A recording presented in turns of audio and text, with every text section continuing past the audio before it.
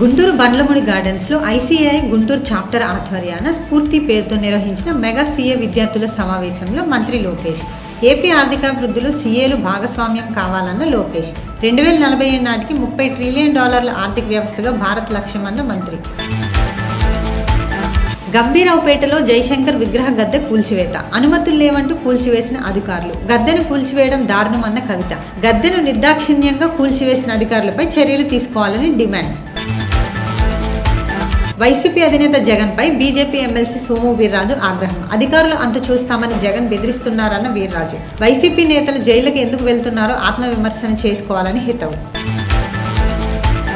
గన్నవరంలో éclat health solutions కార్యాలయాన్ని ప్రారంభించిన మంత్రి Nara Lokesh. Éclat health solutions ఏర్పాటు విజయవాడకు గర్వకారణమన్న లోకేష్. అనకాపల్లి జిల్లాలో సుపరిపాలనలో తొలి అడుగు కార్యక్రమం. చోడవరం నియోజకవర్గంలో మంత్రి నిమ్మల పర్యటన, ఇంటింటికి తిరిగి ప్రభుత్వ పథకాల అమలును వివరించిన వైనం. హంద్రీనీవాపై చంద్రబాబు వ్యాఖ్యలు హాస్యాస్పదంగా ఉన్నాయన్న వైసీపీ మాజీ మంత్రి శైలజాన. హంద్రీనీవాకు చంద్రబాబు 2 సార్లు శంకుస్థాపన చేశారని ఎద్దేవా. చంద్రబాబు పాలన మొత్తం గ్రాఫిక్స్ మయమని విమర్శ. నిజమైన రాయలసీమ ద్రోహి చంద్రబాబు అని వ్యాఖ్య.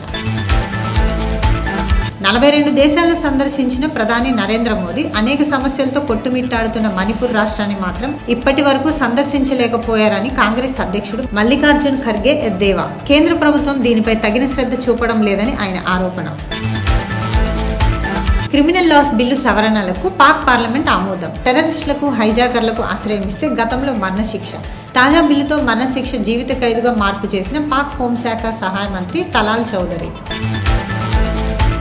త్వరలో జూబ్లీహిల్స్ నియోజకవర్గానికి ఉప ఎన్నికల్లో గెలుపుపై పార్టీల ధీమా. కాంగ్రెస్దే విజయమన్న మహేష్ కుమార్ గౌడ్. 300 డ్రోన్లు, 30 క్షిపణులతో ఉక్రెయిన్పై రష్యా భీకర దాడిలో అనేక నివాస భవనాలు, ఆసుపత్రులు ధ్వంసమైనట్లు తెలిపిన ఉక్రెయిన్. భవనాల కింద అనేక మంది ప్రజలు చిక్కుకున్నట్లు వెల్లడి.